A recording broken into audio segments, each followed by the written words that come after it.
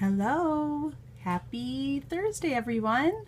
This is Katie M. Reed from katiemreed.com. Show you a little view. Hey Tara, hey Lauren, little fall view here. Tara, is it still snowing there? Hey Diamond Girl, I missed somebody else, welcome. Hey Sam. Here's our cornfields, not ours, but our neighbors out here. How are you guys all doing today? Happy Thursday it is. You know, Periscope is good. Well, at least doing this every weekday. Oh good, it stopped snowing. Yay. Periscope is good for keeping track of what, day it is, at least when you're scoping every weekday. Glad it's been a great week, Jenny. That's awesome. Flip around here. I did not, but I'm going to. I told him that you had sent it and it was late. We watched a movie last night.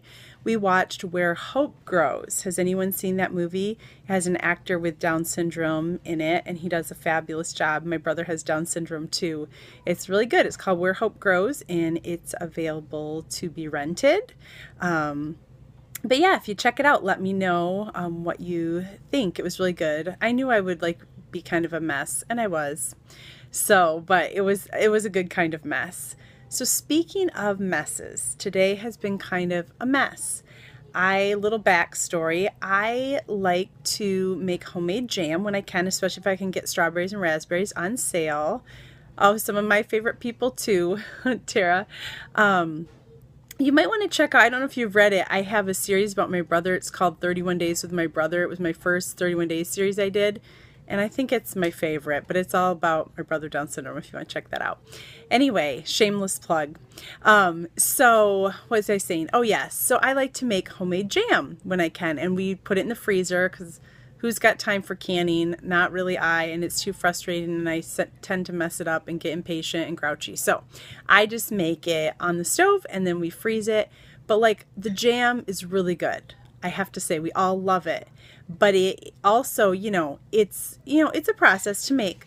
Well, my darling toddler likes to sneak in the fridge when we are not looking, and he dumps out. Yes, canning takes forever. I love that people do it. I love to receive canning, but it is not a good combination with my tightly wound self. So anyway, so my toddler dumps out her jam or gets into it, and then it's a mess. And we don't have jam. And today I had a big Cool Whip container. I think it's one of our last containers and the winter hasn't even started.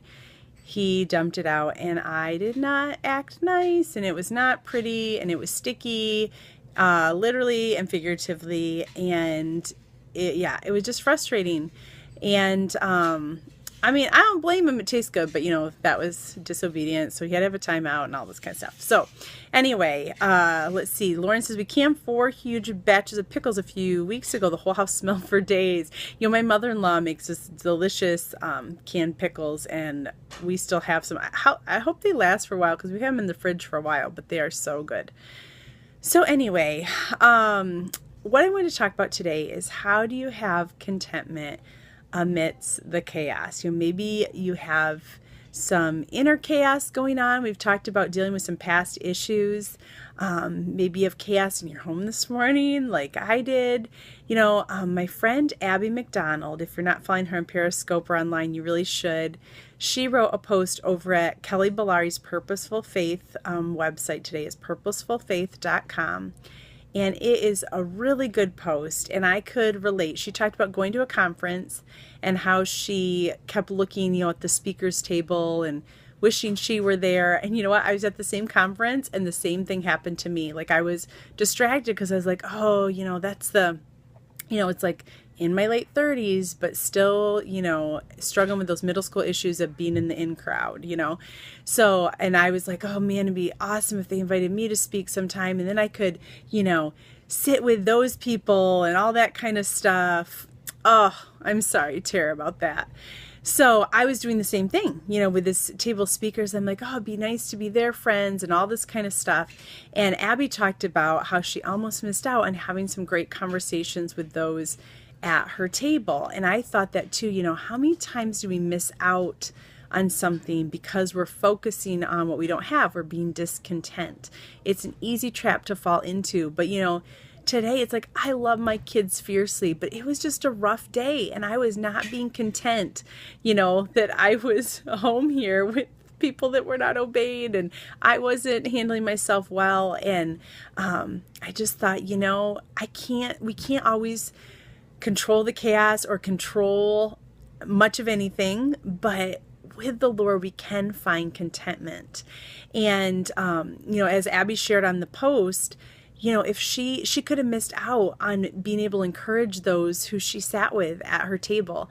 And, that happened to me. We had a mastermind group at this conference. Yay, gold stars. That's our mastermind group.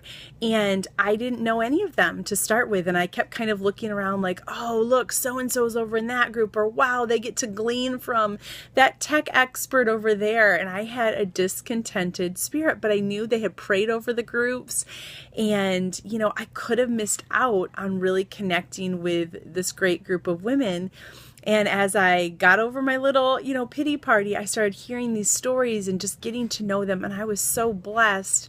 And I was able to bless and they blessed in return. And it was a great experience. But had I just been stuck in my discontentment and in the, chaos swarming in my soul, I would have missed out on something really great.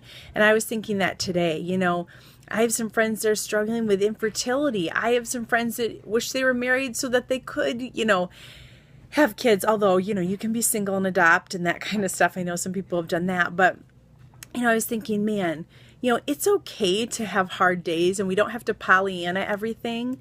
But I need to be content with what God's given me. And I'm thankful that my hands are full. When I go to the grocery store sometimes, I take my kids sometimes to the grocery store, which is not always the best idea, but it's always a little crazy at the checkout line. And this cashier will say, oh, you have your hands full or something like that. And it's kind of rude. I mean, she's right, but I'm like, I need to say to her, you're right. I do. And I'm so glad my hands are full. So I wanted to walk you guys through a quick exercise. It's not original with me. My friend Saray, God revealed this to her and she taught it to me and I teach it to other people, but it's found in Philippians 4:8. And that verse says, whatever is true, whatever is noble, whatever is right, whatever is pure, whatever is lovely, whatever is admirable, if anything is excellent or praiseworthy, think on these things. And she encourages people to take a hard situation in your life and walk through those attributes. And again, this is not candy coating everything. It was my grandma's favorite verse too, Lauren. But here's an example. So what is true? What is true is my homemade jam got stuck. Sorry, there's people driving by. I gotta make sure they're not. I guess they're coming here. So what is true? My homemade, liquid gold jam got spilled today. That is true. But what is right? What is right is probably not to scream at my toddler. What is right is to patiently correct him and maybe have him help me clean up. What is noble? What is noble is to forgive my toddler for what he did. What is true, noble, right? What is pure? Whatever is pure is to not, feel like I'm a failure as a parent because my toddler disobeyed me. So whatever's true, whatever's right, whatever's noble, whatever's pure, whatever's lovely is to pray and ask God to help my toddler be more obedient and to believe the best, that there is a silver lining, whatever is admirable, to not act like a toddler myself and have a tantrum. Lovely, it was admirable, whatever's praiseworthy. I need to praise God for this little life. We prayed for years for our current youngest, child, not the one in the womb, but the one that's 2. And so, as we do that, it doesn't candy coat the situation. There's still stickiness all over the floor. I still am down one huge thing of jam and there might not be more left, but it helps change your perspective to maybe more of one that is like God's perspective. And so I encourage you, if you have something hard going on in your life today, if you need to find some contentment amidst the chaos, amidst the hard, amidst the lack, go to Philippians 4:8, write out those attributes and go through your situation. God, what is true here? And what is true is maybe what's true is you're single. Maybe what's true is your spouse isn't a believer. Maybe what's true is you're in debt. But I think a lot of times we attach other things, to say, okay, we are in debt and there is no hope, okay? Well, there is hope, right? The true part is that you are in debt. So I encourage you to walk through this exercise. I would love for you to shoot me an email if you go through this exercise and want to give me an example of how you did it or just how it spoke to you.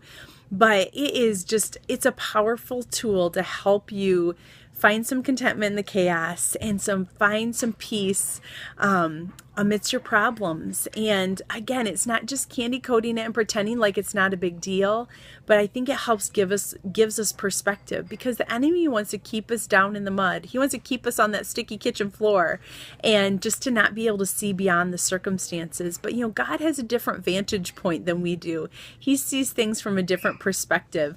I heard it said once, if one person, let's say Tara held an ice cream cone, and the ice cream cone had 2 scoops, and the 2 scoops represented her sin, okay, like the severity of her sin. But let's say Lauren had ice cream, not that ice cream is sin, don't hear me saying this, but she had an ice cream scoop and she had 10 scoops. So when we look at Tara's and we look at Lauren's, it looks like Lauren has a lot more sin issues if the scoops are representing sin. But if God looks down at the ice cream, he just sees it from the top, and guess what? It's all sin. Don't we do that sometimes? Well, that sin's worse and this one's not. But God's perspective is different.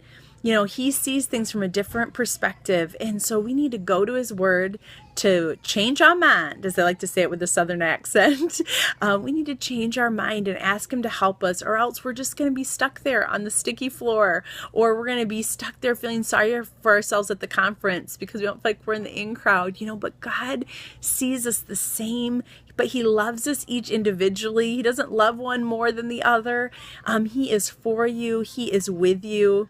And yes, quit thinking how hard life is. And you know what? Life is hard, and we have hard things, and God does not want to minimize that. I think sometimes we're just like, oh, just get over it, or someone's problems is worse. He cares about those things so much. But I think that as we walk through this exercise, see, you're getting a picture of my life. Anyway, but as we walk forward and as we get his perspective, then we can live out what is true, what is noble, what is right, whatever is pure, whatever is lovely, whatever is admirable, whatever is excellent, whatever is praiseworthy. Think on these things. And yes, 4 kids is hard, but such a blessing. You're right. And I was thinking today, it's like, this is all refining my character, because if they weren't here to try my patience, I would just think I'm a really patient person, right? And if they weren't here to spill my jam, I would just, rely on my own strength for provision or whatever. But anyways, maybe one of our Amish neighbors will, drive by and drop us off some jam. Anyway, well, I hope you guys have a great day. I hope that you can find contentment amidst the chaos and peace amidst the problems by walking through this Philippians 4:8 exercise.